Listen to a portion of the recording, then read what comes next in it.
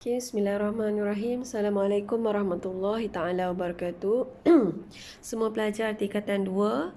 Okay, hari ni kita bincang soalan bahagian B. Okay, di bawah reka bentuk aquaponik. Okay, soalan pertama. Namakan sistem aquaponik yang ditunjukkan dalam rajah di bawah. Okay, yang pertama, okey, sistem aquaponik ni ada 3, awak kena ingat. Okey, pertama sistem NFT, sistem EBB dan flow, dan ketiga sistem RAF ataupun sistem rakit. Okey, sistem NFT ni, okey, macam mana dia berfungsi? Okey, apa nak membezakan dia? Seolah-olah sebenarnya nutrient film teknik ataupun NFT ni dia seolah-olah sistem RAF saja. Okey, tapi macam mana awak nak bezakan dia? Okay, nak bezakan dia punya bekas tanaman ni, okay, atau para ni, dia diletakkan dalam keadaan yang sengit. Okay, macam mana dia berfungsi? Okay, ni pump akan menolak air, okay, masuk ke dalam bekas tanaman ni ataupun para ni. So, air akan mengalir, okay, lepas tu akan melalui tanaman ni, okay, melalui akar ni, okay. Dan air yang mengalir ni dia tidak boleh bertakung dan sentiasa mengalir dengan cepat. Okey, dia akan mengalir dengan cepat, dia masuk semula ke dalam takungan. Okey. So kelebihan sistem ini, air yang mengairi tumbuhan adalah sedikit. Okey, kedua sistem EBB dan flow. Okey, sistem EBB dan flow ni, okey, sistem ini akan menggunakan tiub, akan menggunakan yang dinamakan loceng sifon. Okey, mana loceng sifon? Yang ini.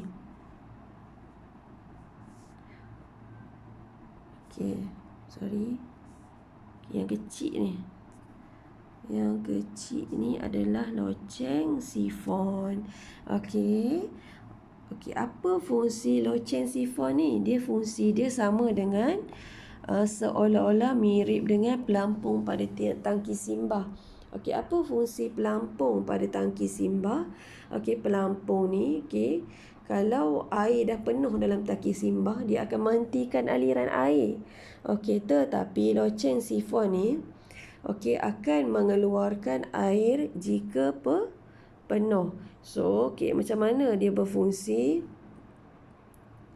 Okey, pump ni, okey, pump, okey, ni pump akan menolak air. Okey, pump akan menolak air masuk ke dalam bekas tanaman tu lah.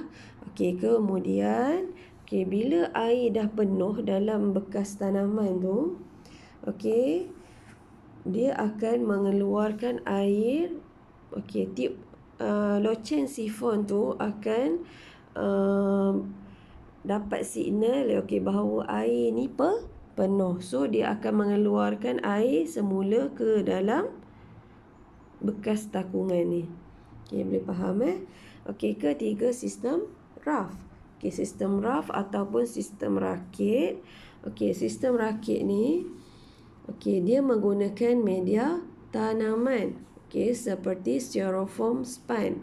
Okey, kelebihan sistem RAF ni, yang C ni, okey, akar tumbuhan dia akan menyerap terus nutrien yang ada dekat dalam, okey, tangki ikan tersebut. So, ia akan menjadikan tumbuhan akan lebih tumbuh lagi cepatlah berbanding dengan sistem tumbuhan yang lain.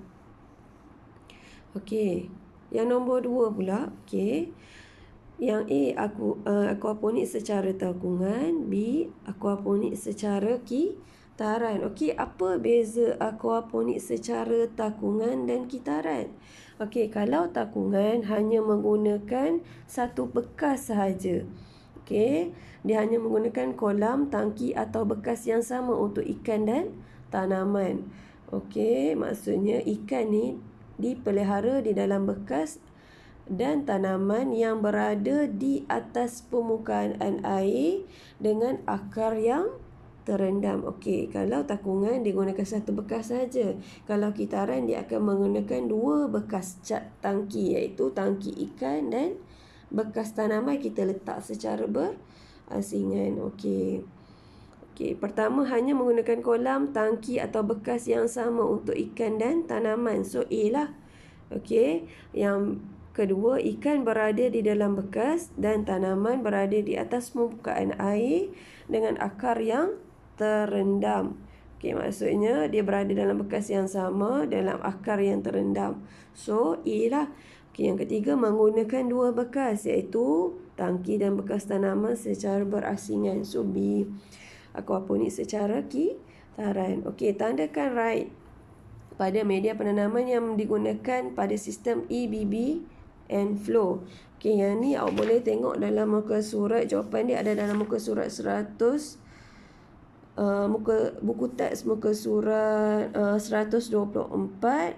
Okey, dekat C tu media tanaman. Okey, ada jawapan dekat buku teks muka surat 124 dekat C, media tanaman. Okey, yang digunakan dekat sistem EBB dan flow iaitu pecahan genting, batu kerikil dan arang. Okey, kita sambung kepada bahagian C. Okey, namakan sistem aquaponik tersebut. Okey, yang A tu, okey, kita nampak dah memang sistem raft. Okey, sebab okey, tanaman tu diletakkan terus dekat permukaan air. Okey, so akar tanaman tu terendam di dalam air. Okey. Okey, yang B pula kita nampak ada loceng sifon. So, kalau ada loceng sifon, okey, itu adalah sistem EBB dan flow. Okey, nyatakan perbezaan yang terdapat dalam sistem tersebut. Okey, kalau A, dia tidak menggunakan media penanaman dan lebih menjimatkan. Okey, yang B, okey, tidak menjimatkan kerana menggunakan media penanaman. Okey, apa contoh media penanaman yang digunakan untuk sistem EBB dan flow? Okey, contoh dia adalah pecahan genting, batu kerikil, arang. Okey, yang nombor 2 pula, okey, pam yang digunakan kecil dan mudah dikendalikan. Okey, B, perlu menyelenggarakan loceng sifon. Okey, yang C, productivity. Okey, kalau C, productivity tu maksudnya hasil dia lah. Okey, productivity tidak tinggi dan cukup untuk memberikan hasil yang memuaskan. Okey, ketiga, okey, untuk EBB dan flow pula memerlukan kos kendalian yang tinggi. Sebab apa? Sebab kita gunakan loceng sifon lagi, kita gunakan ada dua bekas lagi. So, untuk memulakan kalau kita nak buat mula-mula sistem EBB dan flow tu, kos dia agak tinggilah. Okey, berdasarkan jawapan di B, pilih sistem aquaponik yang sesuai dengan pokok kangkung. Okey, semestinya lah sistem raft ataupun rakit sebab okey, kalau kangkung ni memang kena memerlukan air yang banyak. So, dia tak kisah. Okey, kalau kangkung ni memang memerlukan air tu terendam. So, lagi banyak akar terendam, okey, semakin cepat dia tumbuh dengan sihat. Okey, D, nyatakan satu jenis sistem aquaponik selain daripada sistem di atas. Okey, macam biasalah, macam awak tahu sistem ada 3, sistem EBB dan flow, sistem raft dan sistem NFT ataupun nutrient film technique. Okey, so yang tak disebutkan adalah NFT. Kita pergi kepada zon kebat. Okey, pertama, raja di bawah menunjukkan dua jenis sistem aquaponik. Okey, dah tahu dah X tu ada loceng sifon, sistem EBB dan flow. Okey, yang Y tu, okey, cikgu dah terang tadi. Okey, bekas tanaman atau para tu diletakkan dalam keadaan yang sending ataupun sengit. So, kalau awak nampak macam tu, mesti sistem NFT ataupun nutrient film technique. Okey, nyatakan jenis, okey, yang A, nyatakan jenis sistem aquaponik yang ditunjukkan. Okey, dah tahu dah. Okey, yang B, nyatakan kelebihan sistem aquaponik X dan sistem aquaponik Y. Okey, so awak kena terangkan kelebihan dia. Okey, kelebihan yang B tu boleh tengok muka surat 123. Okey, dia dah ada dah kelebihan kat situ. Okey, pertama, okey, cikgu bacakan biofilter berlaku dalam media penanaman. Biofilter ni adalah biopenapis. Okey, so bila ada biopenapis tu, dia dapat mengurangkan kesukaran dalam mereka bentuk sistem aquaponik.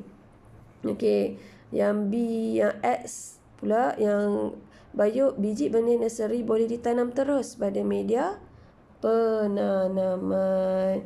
Okey. Okey, untuk Y pula, air yang digunakan untuk mengairi tanaman adalah sedikit. Okey, sebab diletakkan dalam keadaan yang sengit, so air akan mengalir terus ke atas. Okey, bila air dah penuh ke atas, sebab dia diletakkan dalam keadaan yang sengit, dia akan terus jatuh ke dalam takungan bawah lah.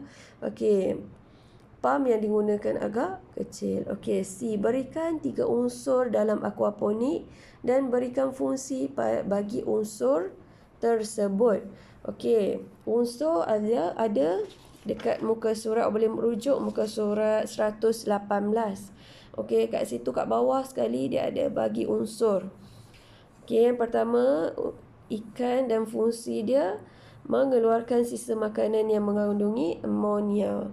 Okey, sebab apa amonia tu? Amonia tu boleh menyebabkan racun kepada ikan. So, dia tak boleh ada terlalu banyak di dalam takungan. So, perlulah ada kitaran.